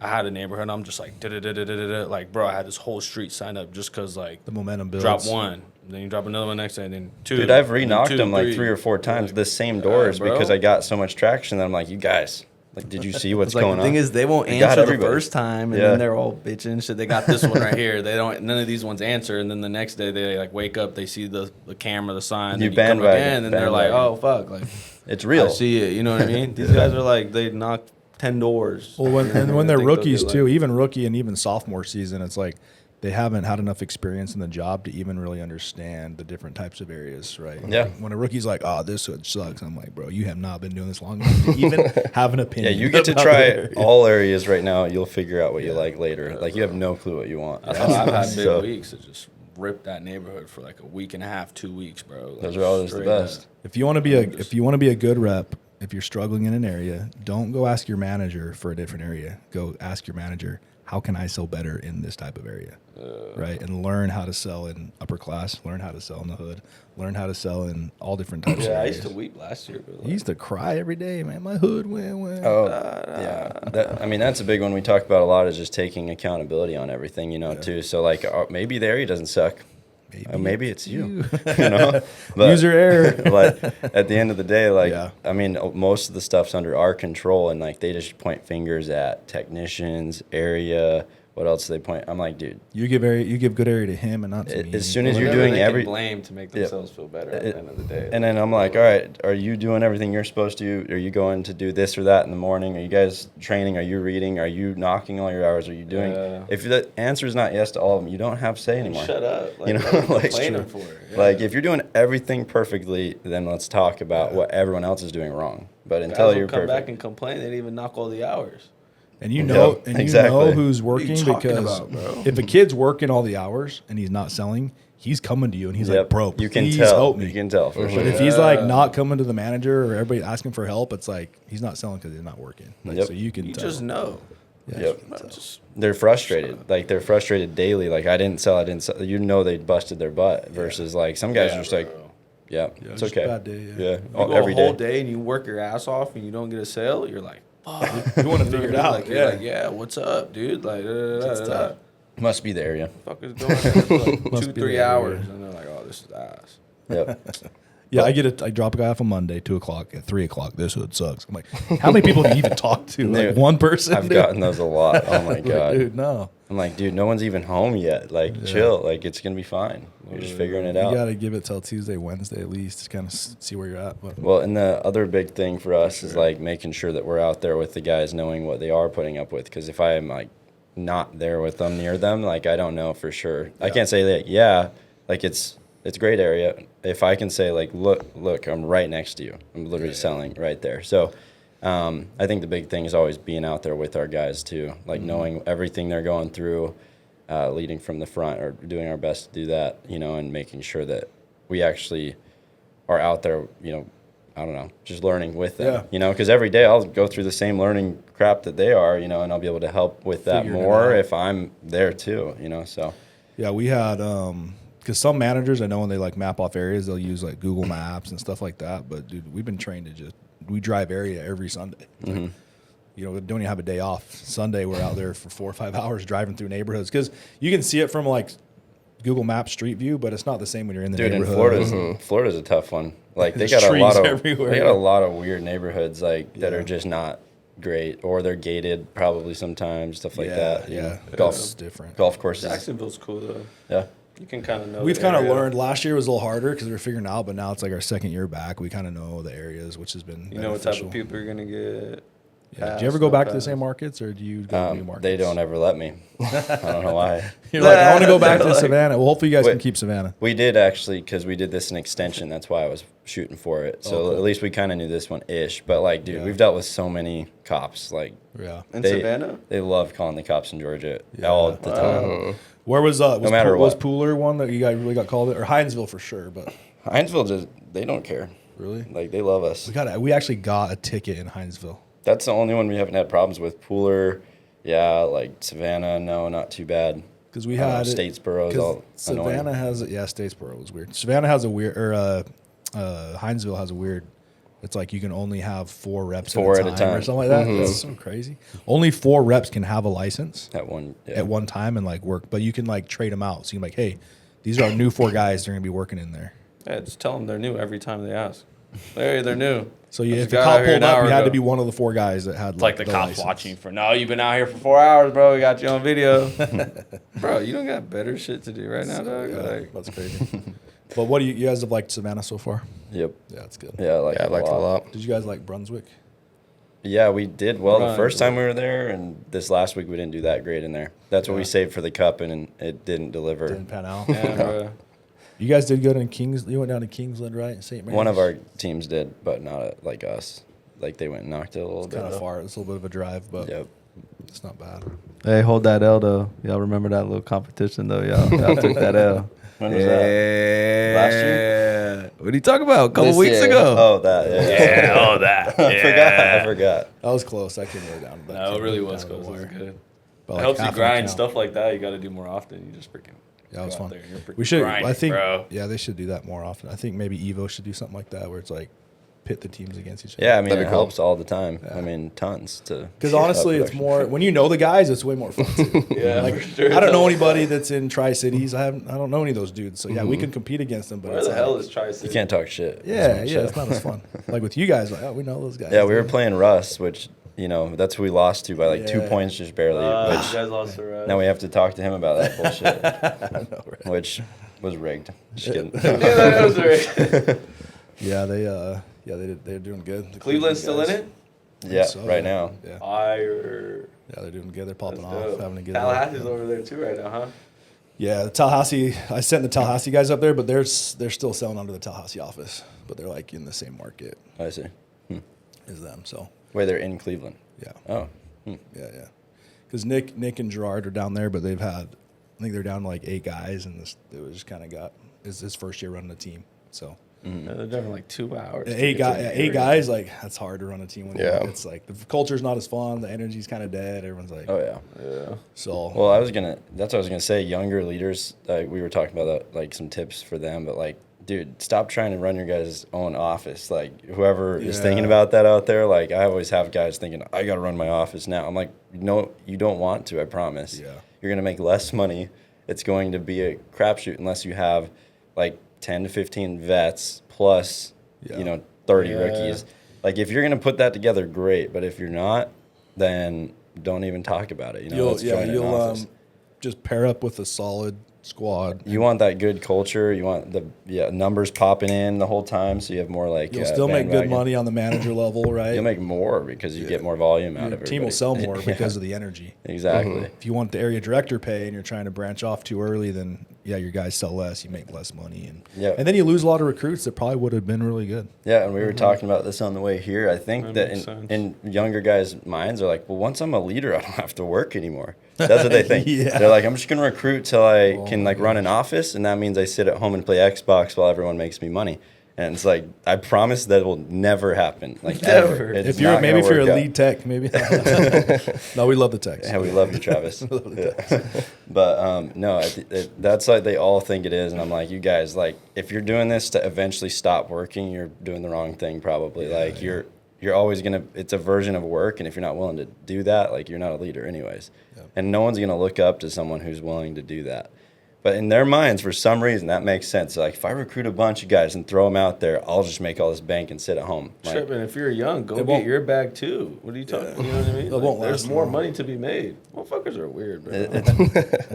it's just more of the They respect always thing. make more money, bro. They're never going to respect you if you can't go out there with them. You can't grind with them. You can't ask to be doing things that you're not willing to do with them. You know, so a lot of guys just don't get that I'm part. not even tripping. Yeah, it's got to be. You go sell 100, you make 100 racks. There you go, cash money. I don't know which pay scale you're on, but Well, bro, like kind of damn near the same shit. You know what I mean? Like same shit. Yeah, You sell 100, it's like 80. What is 100 racks? It's like 140. Yeah, Yeah. we're talking FP or EFP because my EFP ain't like it's like half an account per FP. I swear. is it? Oh man, It's that's so been annoying. tough. Some of the deductions are kind of hard. Yeah, I and don't some know. people kill it with that. I don't know, like they're What? getting huge Big packs. packages. Yeah. Yeah. Like one of my guys is like 80, but he has like 115 or something Wow. EFP, right? Like He just pitches Oh, a wow. bunch of cameras, I have no keeps the idea. service up probably. If I knew what he was doing, I'd be doing it. Yeah, I'm like 8 EFP higher. So it's like kind of just right I there. know. bro. I It's talked to a like- Florida guy, Logan. He's out in South Carolina right now. He's over. He just hit 400 accounts, I think. No, Wow. 3 something. But he's like every house. I'm like, hey. He just says, hey, most of your neighbors did the cameras on all 4. Do you want to do the same or do you want to do more? Same or more. Yeah. I, So every house is I'm just like, like you they're want the- doing 4 cameras, and then he says he always pitches with the service at 59. So his packages are always like 150, 200. I think the value that's You can built build that much value to where people are like, Yeah. you know, like, Well, when you compare it, like we do this, we compare it to a smartphone versus a smart home, right? It's like, what are you paying for your smartphone? 300. How much more do you think a smart home is? and like a lot How of much times more you do can you just think pitch a it smart high home is? and then just see what they say. Like 400, you're like, no, actually, I want 160. Yeah. Welcome to the family. And some Yeah, people be that like, never "That's works it?" out like that for me. I'm like, you guys want the doorbell or the doorbell and like one outdoor camera? Just One kidding. outdoor I'm just- camera. That's all we It's got. hard if you're pitching against ADT and like if you're comparing your system to ADT to another security company, then that's the price frame that the customer's gonna have. I know Right? it's better shit. Yeah. You're like, hey, we're gonna take you over. We're gonna buy out your contract. We're gonna keep your price the same and give you this and this. It's like you're not gonna get that bill over $100, right? But so- Yeah, and you literally can't even get it below 100 if you want like two Yeah, cameras. yeah, yeah, Like true. you're already over 100 and you're like, all right, well, and then there's a buyout. Lights, yeah, buyout. So it's got to be one thing because when I started, it was like basic alarm system, key fobs, right back in the day. But now it's like full smart home. So now we pitch it like, hey, this is a full smart home that comes with an alarm. This isn't an alarm system with smart home stuff. It's like we're gonna do a full smart home. We're gonna do cameras, smart locks, smart lights, smart thermostat. Yeah. Oh, by the way, it comes with the alarm too. Like we do the sensors. If you Oh, guys by want the to way. use it when you go out of town, you can. And then what about Costa Rica? You guys got chased again, I thought, didn't? Or near, Oh no, but I did take us on a wild drive through the mountains there in the middle of the night. In the middle of the night, the last night that we were there for the retreat or whatever whatever that was after the impact trip. You're gonna have to. Yeah. Wait, are we recording? You're good. We're live. Oh, well then never mind. I don't know. Hey guys, we're welcome to my podcast. Braxton, the new host, co-host on this freaking awesome podcast, talking about freaking door-to-door crazy shit. Nick, welcome, dude. New guest. Thanks, Trent. Thanks for having me. Dude, flex your chest for me real quick. Yes, sir. boob. Dude, awesome. So, give me a quick intro, man. How long you been in the game? I have been here since Preston started doing it, so this will be 5 years. I'm old. Yeah, it's You crazy. know, it's weird because I still feel like I'm 19 coming out. You started at 19? Yeah. Nice. So I'm 24 now. And originally it was for pest control, which is I think along the lines of what you guys were talking about earlier. Did you do work with Preston in the pest control? I didn't actually go out and do pest. I signed to do pest, and then I got a phone call while I was working at a gym in January, and he's like, "Hey, so I've put 100 hours of thought into this." He's like, "I'm serious, like actually 100 hours." So, it's kind of hard when someone's that certain. He's like, "We're going to Vivid." Yep. So That's cool. I decided to follow him over there, but.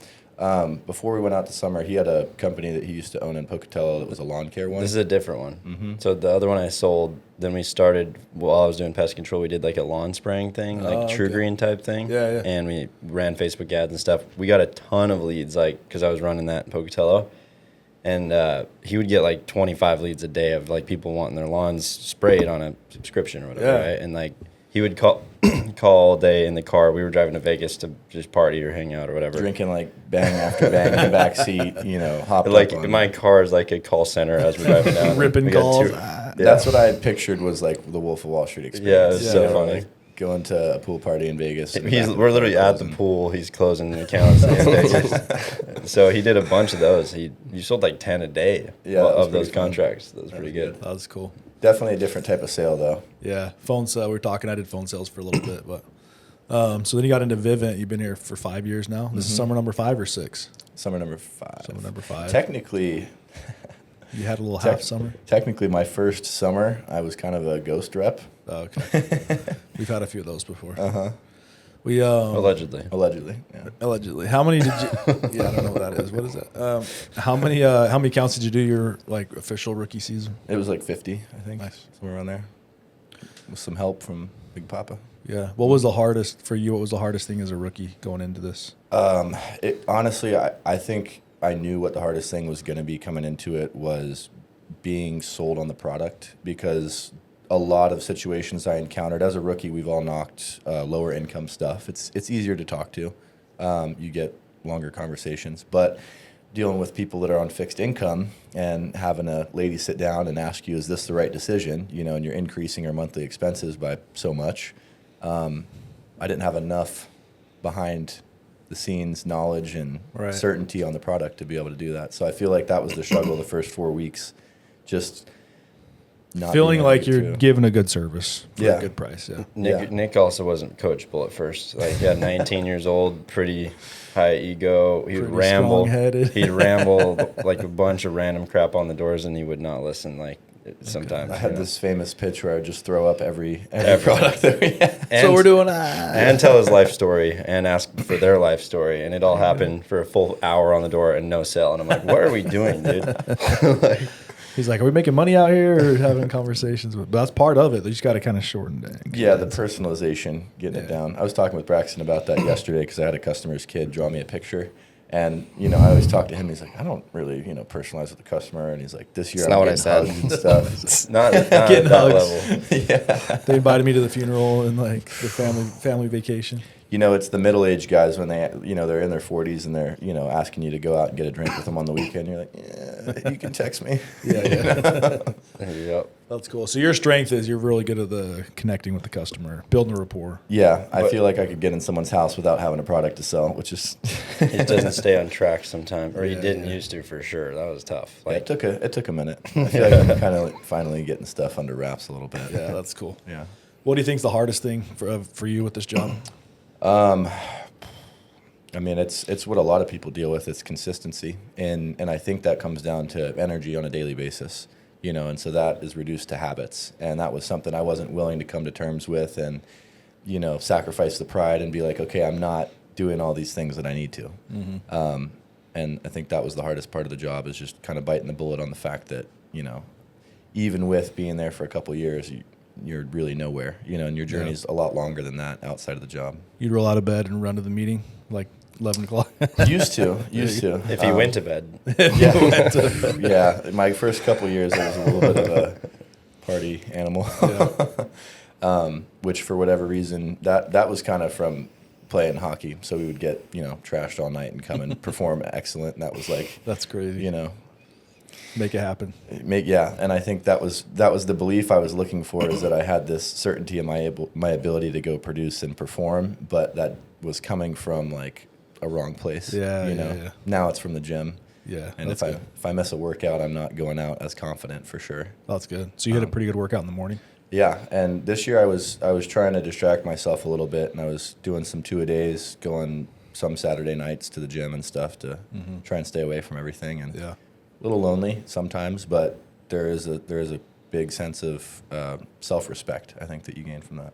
Right. Because you're like, hey, I could be out doing this stuff, but I'm being disciplined, hitting the weights.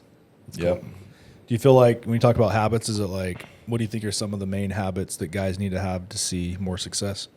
I mean, and one of them that I could definitely benefit from a little bit more too is reading. I think that's huge. And we consume a lot of stuff on our phones, and it's so easy to get sucked in if you open a social media app and have 30 minutes an hour fly by. You just feel terrible after. It goes by quick. It does. So I think reading, but also writing a little bit.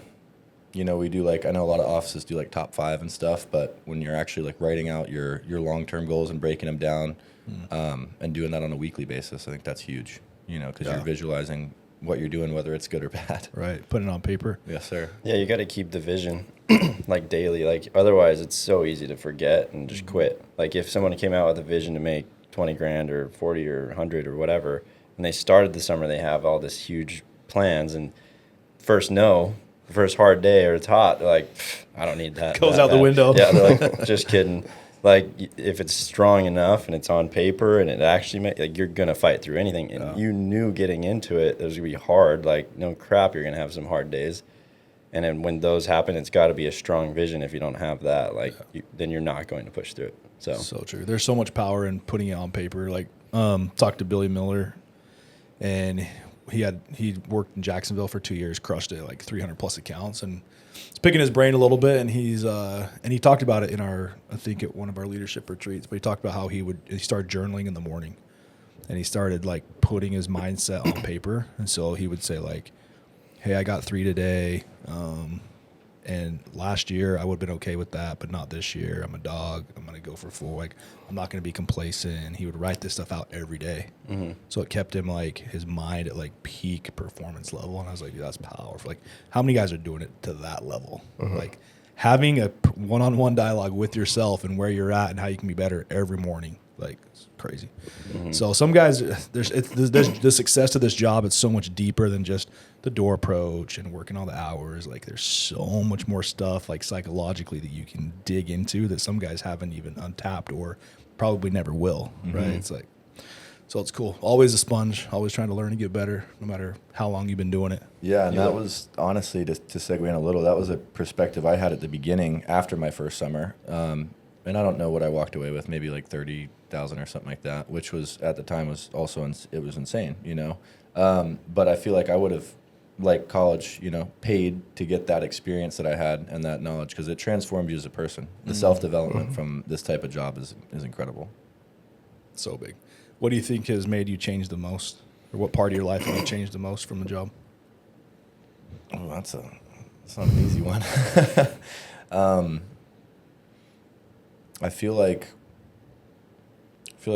discipline has been the biggest impact and change, and being a younger guy too, and especially super high running like energy. I feel like being able to calm down and kind of bring that relaxed feeling to a room has been a huge takeaway from this job. Being able to be more collected, have more long term. It comes with vision, like you were saying. When you're not thinking about everything so moment to moment. You still live in the moment, you know. But people who come into this, they let themselves down a lot. Like they've already been used to that. So I think when Nick came in, he would just say a lot, like that it wasn't real. Like, you know what I mean? Like when people have like a big old goal or a big plan, but when you hear it, you're like, you're not doing anything that's concrete, like pushing you to that.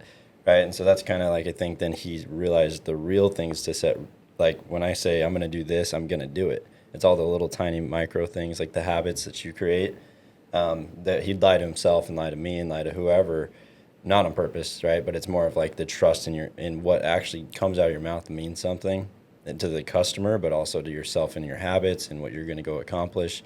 So that's where the gym comes in. It's like if you say you're going to go get ripped like Nick has this summer, you go do it. That's in itself is just a win that now when the next thing that you say, whatever it is, you're going to do it because that's what you do. Like you've always, I mean, now it's normal. Like if I say shit, it's happening. It's hard to live in delusion around a bunch of people that are that real. Then, yep, Yeah, it's exactly. True. It's hard to, you can only fake it for so long, right? And we have a lot of the younger guys come in, and it's delusion for a while. They're like, I'm going to make $100,000 this year. But they don't want to do anything that it takes to do that. Yep. It's like, you can, but there's a path to get there, and it's not easy, right? Yep. Dude, that's cool. So you've been in it for 5 years. What's like the funnest thing you've done with the money you've made at Vivint? Oh, well, I think most fun and like most gratitude that I have for something I've been able to do was going and living in Mexico for about 7 months, something like that.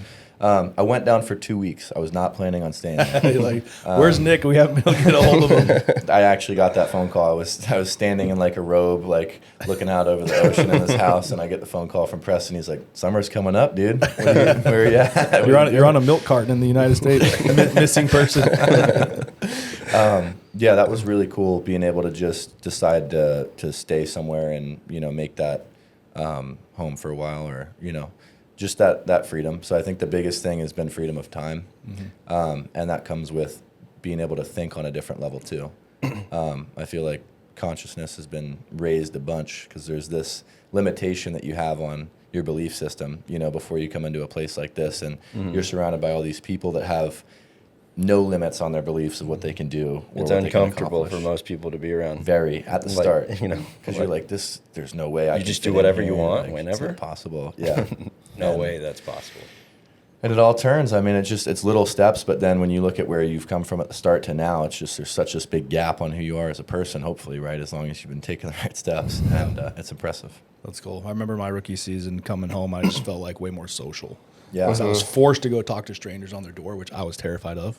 And then all of a sudden I was like forced to do it. And then when I came home, I was like, well, I could tell I was different. It makes you feel like you're on top of the world. You go into any room and you're like, I have no anxiety about anybody around here, and I can talk to whoever, and people aren't so scary anymore. And like, I just feel like people have so much more freedom because they just own it, And it's a skill. lost skill set. Oh, yeah. The generations are getting way less social now, right? Because everything's digital. Yep, So. and it sucks. I'd It's say limiting. A lot of conversations nowadays are automated from what people's belief systems are on or what they intake for most of their day. Yep. The conversations are only able to be had at that level. There's not a lot of Genuine. Yep. Hey, how are you? Good. How are you? When really this guy's not good. He's like contemplating his crazy shit. It's Yeah. like, you see a customer come to the door, and Yeah. they're in a bad mood, and you're like, dude, like, Hey, what's going on? up? Are you okay? And they're like, no, don't worry about it. You're like, all right, I can tell. no, man, you can trust me, bro. That might not be the This best. is where he gets off track, right? And he's a counselor door to door sometimes. if he needs to be. There you go. You get them to cry, they'll buy. Dude, I'm probably not going to put this in, but there was this video. Were you around when we had the tornado video? Oh my gosh. So our system has like a weather alert system built into it. So if there's a tornado, it would tell you on the panel. Mm-hmm. And they had this commercial, this lady named Edith Llewellyn from Missouri, and her house was taken out by a tornado. And the Vivint system woke her up. She was like in her recliner. Vivint system woke her up. She looks at the panel and it said, tornado, take cover. She gets in the closet. Tornado comes, wipes her house out, and the only thing left is her and the closet. Was this real? It's real. Did this Yeah, actually happen? This happened. Yeah. Oh my god. This happened. So they had, and so Vivint sent like a team out there, and they did like service and helped clean up this little town, and they interviewed Edith, and she's on camera, and she's like, if it wasn't for Vivint, I wouldn't be here right now. UNICEF Bro, production. I use that video. Made people cry every freaking day. I was like, yeah, we got to get you guys for real. Tech will be here in 30 minutes. Oh, that was great. Yeah.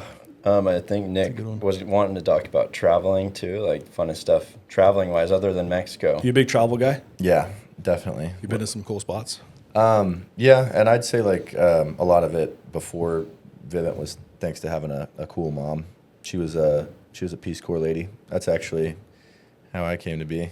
But she was in Slovakia, met some dude, married him, had me, came No back way. here. Yeah, never That's met him. crazy. Wow. But travel-wise, I think most of Southern America has been like cool for us. I mean, that's like it's a cheaper spot to go to for sure as you're beginning your journey.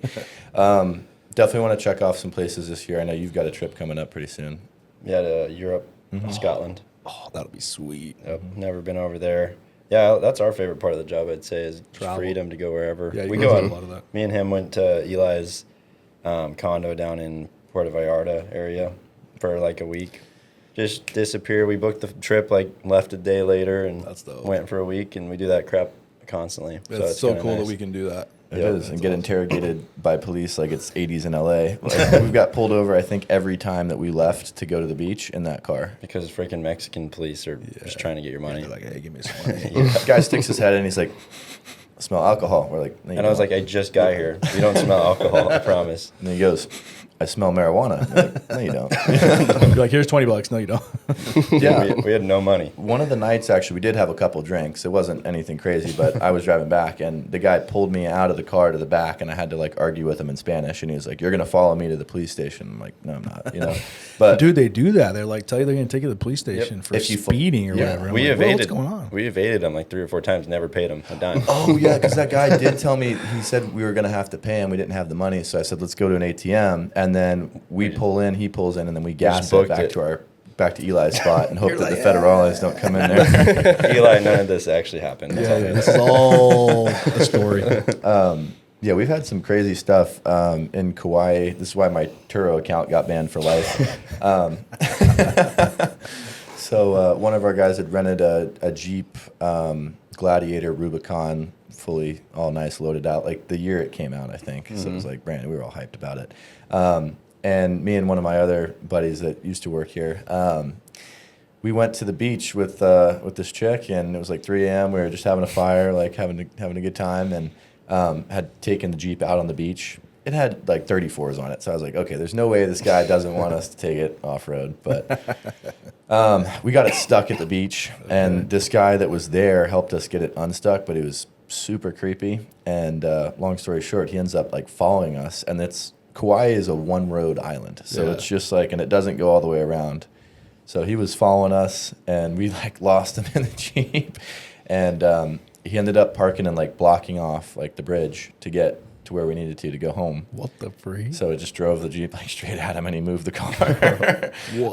But yeah, the next day after we had returned it, and we're on the flight home. It's like, your Turo has been suspended indefinitely, and I'm like, Like, oops. just for taking on the beach, I guess. But Oh, interesting. a little bit of a nutty story. We've gotten chased a couple of times. Yeah, on the doors. An upgrade, a Vivint customer comes like drunk. He's drunk. Yeah. And he's like pissed off at us. And then he gets in his car and starts chasing us. And we're in our car.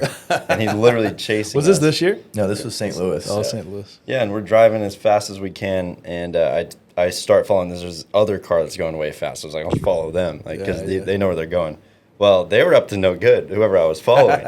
So then we hit like a dead end at the river, and these guys that we were following fast, they jump out of the car with like guns because it's like Oh my! a gang or something. That I don't know what they They were thought you doing. were chasing them. Yep. And then we're like, dude, we were just wanted to upgrade your freaking alarm system, right? And then so we flip around, and then this guy, sure enough, is coming the other direction. We got to like evade him, and oh my gosh, Crazy. yeah, Some nutty that's stuff. Crazy. Yeah, and then having I don't know who, but some guys that knocked doors had to defend an apartment one year. Well, in yeah. Houston. yeah. Downstairs neighbors were pissed that we were, well, not we, but some people were. Some people were loud at 2 a.m. and they come It up was like 5. and punch one of our guys that's going to bed. And he comes running. And he's like, dude, guys, get up. And then we get up and, well, they get up and they have to get into this fight. It was a couple guys, and what ended up happening is somebody hit a guy so hard he fell into the fire alarm, and the whole west wing of our apartment complex at like 6 a.m. went off, my which is gosh. terrible. Yeah, that was bad. It was and not then, great. everybody's woken up at 3 a.m. I'm oh, like, man. this is strike 5 or 6, I think. So we're out of here. What a nightmare. But technically, they came and punched an 18-year-old kid, you know what I Yeah, mean? So it's kind of a problem. So, but Crazy.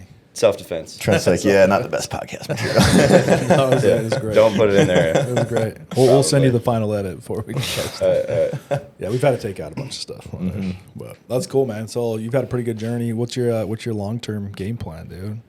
Travel the world. You got any properties? Maybe some investing. So that is the thing, and I've kind of followed and learned a little bit from what Preston's done with his rental properties and stuff. But I've been really interested in doing stuff out of the country, and I know that Airbnb is something where the short term rentals are where you can make really good returns as long as you have a good location. So I'd like to end up getting something south of the border and starting to do. Working with like some local people, a lot of houses down there in these certain areas that aren't super touristy yet. They just have a sign out that says for rent. They don't know how to post anything on Airbnb. They don't know enough English, so you just go and write up a contract for 20% or whatever it would be fair. They handle everything. You just do the bookings. That's cool. Yeah. You don't even need to Invest buy the property. You No, you just need to don't. be the manager of it, pretty much. Arbitrage. Yeah, That's cool. But I haven't invested into anything yet. Actually, my first year, Preston was around for it. I put like $20,000 into this a brokerage, a forex brokerage that I was trying to launch, and dude, this kid that I was doing it with, I had known for like a year. I had made money investing with him. Made money. I actually had like pulled out Oh, you like pulled out a couple something, okay. thousand like from investments. Like he taught me how to trade in that sense. But I don't know exactly what happened, but the kid was just so full of it and ended up walking away with like all that money. After my first summer, that was my back end check, and I was just like out the window. That's tough. That was tough. That was a tough loss to sack, but it definitely brought trust in business like to the forefront. I think it's crazy. I think a lot of guys go through that because when we're like 18, 19, 20, and we have no experience with life or investing, and all of a sudden we have some money, we think we know what we're doing. We're like, oh yeah, dude, I'm gonna put it. You'll be a millionaire. Dude. Put 10 grand into some shit, somehow you'll be a millionaire. I put That's how it 10 works. grand into some app that some guy was launching that was supposed to be like the it's like the Airbnb for private jets, like how to book private jets on an app, because you have to usually if you want a private jet you have to have a broker that like the middleman. But he's like, hey, this is an app. If you want a private jet, you can get into the app and book it, and everything's good, right? So I put in 10 grand. I got 1% of the company. Never saw it again. App never even happened. So, I've lost quite a bit of money on random crap when I was doing like day trading when I was a kid. Yeah. Like I had actually shares in some marijuana companies when I was like 16. Well, a couple of them weren't doing their business right, apparently. Yeah. Wake up in the morning, Surprise. they're frozen by the SEC. They go down 90%. Some of them made it through, though, and they would have been good investments, but I guess I didn't know which ones those were. So there's that. Dude, NFTs. It's another. Yeah, you've got a couple Batmans. I got a couple of Batmans. everybody got burned on the If you guys need a NFTs. Batman, hit me up. I'll cut you a deal. Cody did that. Cody did that. Was Cody the one that got you into that? Kind of, yeah. With the VV stuff? Yeah, he bought some Spider-Mans. How's it going? Not good. Not good. He just bought a Lamborghini, so Now with He's NFT, doing great. He's doing great. NFTs not so much, but he's good. I mean, all you can do is hold that, right? Yep. I'm never selling. Yeah, There's no point. Might come back, But yeah, NFTs, all that stuff. And then so after getting burned on a bunch of this like kind of crazy, really high risk stuff, eventually you're like, okay, maybe I should just What's real? get a Yeah. property and like do the standard like stuff, right? looking So, for that 10%. That's all. Yeah, you can be aggressive with a certain percentage of your portfolio, right? But a lot of these guys are like my full back end on whatever On black. on black. Yeah, let's go to Vegas. Oh boy, yeah, Vegas is. Some odds even worse than that, right? To the moon, right? Yeah. AMC to the moon, baby. Do you have a girlfriend? No, I did have a young harlot that I met this summer, but A Georgia peach? yeah, actually, she definitely was, but it's just not the right time. I mean, or place. I don't really want to be relocating for someone else right now in this sense of job. Summer love. We travel Yeah, too much. yeah. Summer love, man. Any guys gotten pets in the summer? Oh, dude, last year we had a shit ton of cats. There were just cats all over. Or 2 years ago, acting like cats it's a all over. rescue meal. I have to tell them, like, no one brings a freaking pet to the apartment. They bring them ever. home all the time. Like, don't do that. We had like in Tampa, Fort Myers, we had like 4 or 5 cats somehow. my well, that was And then 'cause they we got had hit. 6 female reps that were just No, and It was then all the guys, though. Angus had 2 cats. Angus Oh. was the cat breeder. yeah, and the pool pooper. Well, allegedly, we don't know. Allegedly. He says it's not him though. So We had one chick brought like this pit bull puppy home and was keeping it in the apartment, and then lo and behold, at the end of the summer, all the baseboards are chewed up, carpet's all torn up, and her whole back end went to repairing the apartment. yeah, we had one kid. Thousands of dollars. It's like, dude. They had like $500 in fees for fleas, for cleaning for fees. Yep. We had So- one complex that was last year that was like a little. They like, oh, it's Vivint, multi-billion-dollar company, and they tried to use that as like, oh, let's replace everything in the apartment. Yeah. Not realizing that the reps get hit with it. So like, oh, we got to replace the stove. We got to replace it. It's Yeah. like, dude, come on. So it's hard, but They've done that to us a few times, I think. Yeah, well, I don't think I had a door on my apartment after summer one. Yeah, we've had some problems at apartments. no door. Someone allegedly. Someone headbutted a door at 5 in the morning. To get Oh in. yeah, he sprinted at it. Full That was and nuts. speared. It's like you locked me out. Well, I'm we getting got some guys got locked out last year too, and didn't have a key. Just kicked it down. Oh Just my kicked the God. door down. And apparently, it breaks the whole frame. And it's like $1,000. in. Oh my So gosh. don't do that. Not good. Not Don't do good. that, yeah. Or don't throw ninja stars at the back of your door either. Oh my That's another one. You wouldn't think you'd have to tell the reps before summer, but we got to make a list. No, ninja stars. stars. I did bait a guy into a charge on accident, Bryce, because he was trying to take a shower, super pissed off, bageled for like 3 days, and I was like, I'm just gonna use the shower and just hop in. He's like, bro, don't. I'm gonna be pissed. And I get in to turn the shower on. I'm standing on the other side of the door holding it, and he starts putting a shoulder into it. I'm like, you're such a pussy, you know, like you can't get in here. And I hear him like step back, and he runs towards the door, and I step out of the way, and he blows the door off, and just goes flying into the tub. We've had some guys pretty mad before. That guy's not here either anymore. Wait, Bryce West or David? Yeah, David. Well, both of them are. Oh, both. And then we've had some guys punch holes in walls when they're mad. We got. Our Airbnb accounts are getting slim. We've got New email. Again, this is all 3 years ago. We're good now. Yeah. Everything's cleaned up now. Yep. young and dumb. Learned the lesson. Yeah. That's crazy. But anything else? Trying to think if we've had anything crazy like that. I'm pretty good. I've had that stuff happen, yeah, but now my team's been pretty. I'm like, guys, don't Very punch solid. holes. Yeah. You will get charged thousands of dollars. So. Yeah, that's tough. But yeah, freaking love. Thanks for coming in, guys. Thank you for Let's having go. us. Thank you. Wrap Thank it you. up. Good job. Kill it. Sweet. See it. If you like the podcast, we would love the support. Subscribe to the channel, and we'll see you in the next video.